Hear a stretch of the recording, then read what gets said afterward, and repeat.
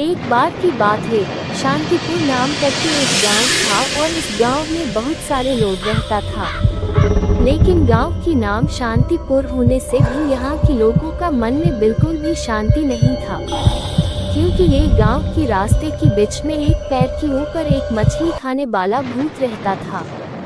और ये भूत बहुत ही शरारती था और गांव वालों को बहुत परेशान करता था। एक दिन लालू नाम के एक आदमी अपने तालाब में मच्छी पकड़कर उस गांव की रास्ते से जा रहा था और कह रहा था कि आज मेरी तालाब से मैं बहुत मच्छी पकड़ा हूँ और बाजार में आज मच्छी का भाव बहुत ही ज्यादा है। आज मुझे मच्छी बेचकर बहुत पैसे मिलेंगे। ये कहते हुए लालू हंसते हंसते उस पेड़ के नीचे से जाने ही वाला था, तभी मछली खाने वाला भूत उसका रास्ता रोककर सामने खड़ा होकर जोर जोर से हंसने लगा और कहने लगा कि अरे मच्छी लेकर बाजार में जा रहा है क्या। लालू ने मन ही मन में बीड़ बिड़ाने लगा, आज मेरा बाजार जाना हो गया, लगता है मछली खाने वाला भूत सभी मछली को आज खा जाएगा।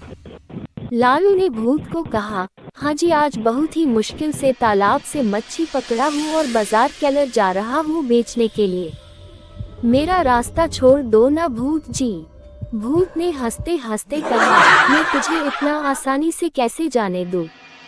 तुझे पता है मैं बहुत दिनों से मछली नहीं खाया हूँ। अरे मछली का खुशबू से मेरा पेट के अंदर कैसा कैसा कर रहा है रे। लालू ने मन ही मन में बीड़ बिड़ाने लगा, ये तो मुझे जाने नहीं देगा, अब क्या होगा।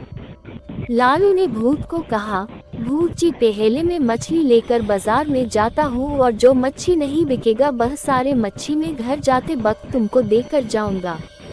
भूत ने कहा, नहीं नहीं नहीं, ये तो नहीं हो सकता, मुझे इंसानों पर कोई विश्वास नहीं होता समझा। तब लालू ने कहा, अब क्या करूँ भूत जी, मेरा टोकरी से एक मछली ले लो, उसके बाद मुझे जाने दो, ठीक है। भूत ने सोचते हुए कहा, अच्छा ठीक है, पहले एक मछली खा कर देखता हूँ। उसके बाद भूत ने एक मछली खा लिया।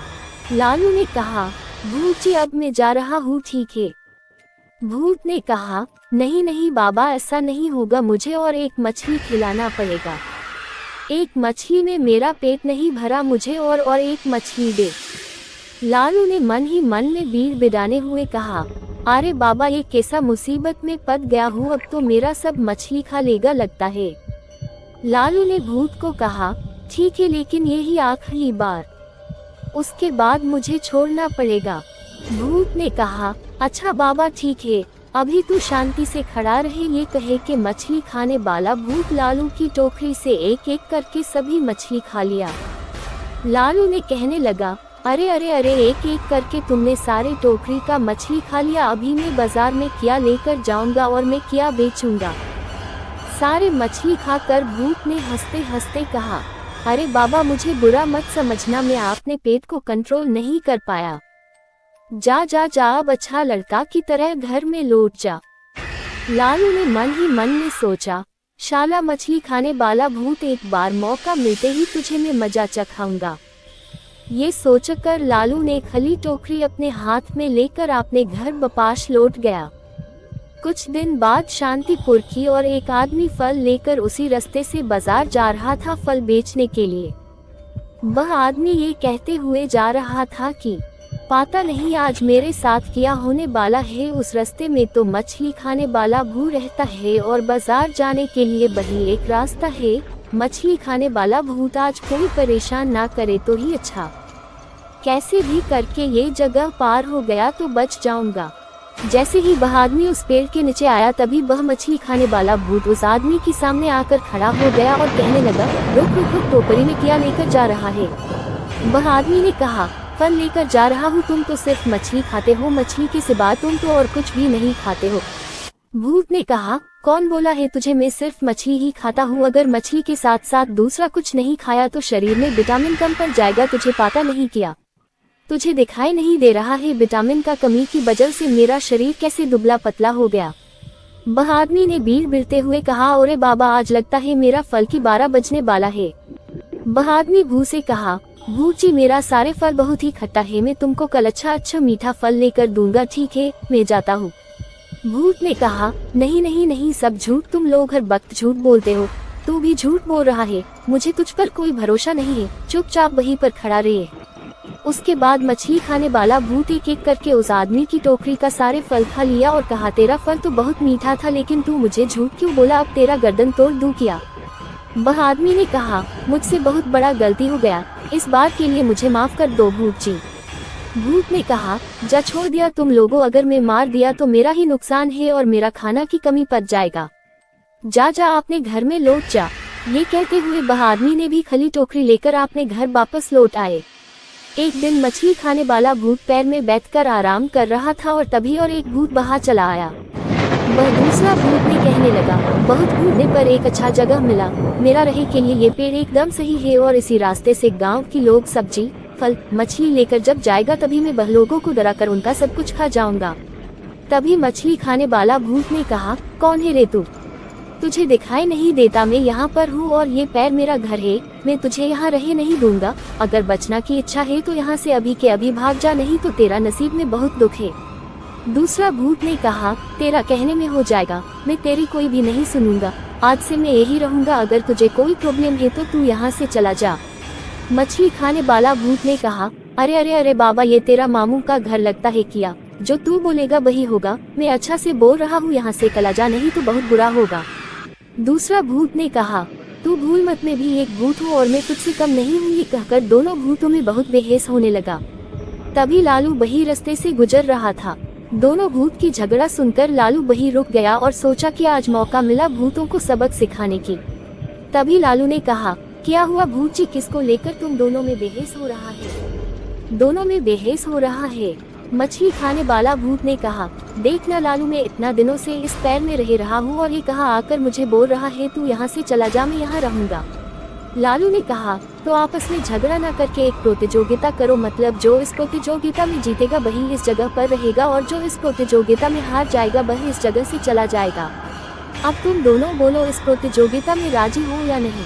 मछली खाने वाला भूत ने कहा, हाँ मैं राजी हूँ, और दूसरा भूत ने भी कहा, हाँ मैं भी राजी हूँ।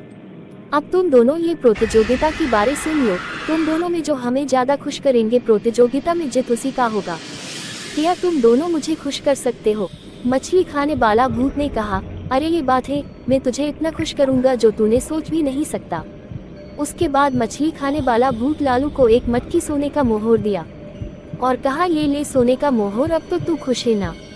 लालू ने कहा, हाँ हाँ मैं बहुत खुश हूँ, लेकिन अब दूसरे भूत जी की बारी है। तब दूसरा भूत ने कहा, अभी मैं तुझे खुश करता हूँ, रो। ये कहकर दूसरा भूत ने और भी ज्यादा सोने का मोहर दिया। अब बता तू किसके ऊपर ज्यादा खुश है, मैं तो तुझे उससे जगह सोने की मोहर दिया। मछली खाने वाला भूत ने कहा, रुक मैं तुझे और भी सोने का मोहर देता हूँ। ये कहते हुए मछली खाने वाला भूत लालू को और भी जगह सोने का मोहर दिया और कहा कि अरे अब तो खुश है ना। उसके बाद दूसरा भूत भी लालू को उससे जगह मोहर दिया। दोनों भूत मिलकर लालू को मोहर देने की प्रतियोगिता शुरू किया। इतना सोने की मोहर देखकर लालू को चक्कर आने लगा और मन ही मन में सोचा, देखा कैसे तुम दोनों को मूर्ख बनाकर इतना सोने की मोहर ले लिया, अब तुम दोनों यहाँ से भागने की बंदोबस्त करता हूँ। लालू ने कहा, सुनो मैं तुम दोनों से ही समान रूप में बहुत खुश हूँ। मछली खाने वाला भूत ने कहा, इससे तो हम दोनों में से कोई भी नहीं हारा ही होगा। लालू ने मन ही मन में सोचा, अब तुम दोनों का मरण होगा, रुक अभी दिखता हूँ।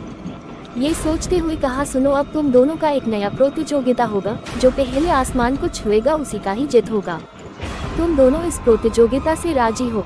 मछली खाने वाला भूत ने कहा, हाँ मैं राजी हूँ, मैं सबसे पहले आसमान को छूऊंगा। तभी दूसरा भूत ने कहा, तो कहने से हो जाएगा, मैं सबसे पहले आसमान को छूऊंगा।